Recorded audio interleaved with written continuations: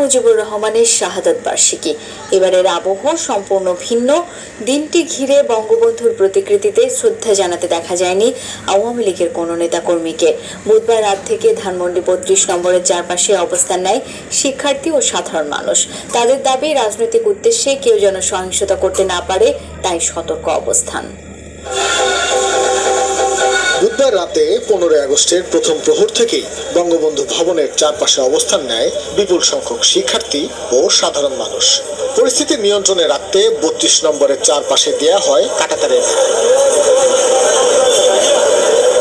বৃহস্পতিবার ভোরেও দেখা যায় একই চিত্র। বঙ্গবন্ধু ভবনের সড়কের দুই পাশেই চোখে পড়ে ব্যারিকেড। সতর্ক অবস্থানে ছিল শিক্ষার্থী ও জনতা। তাদের দাবি, 15 আগস্ট ঘিরে শ্রদ্ধা জানানোর নামে বিশৃঙ্খলা তৈরি করা হতে পারে, তাই সচেষ্ট অবস্থানে থেকে ঠেকানোর উদ্যোগ ছিল তাদের। ছাত্র জনতা এই কারণে এখানে অবস্থান করেছে।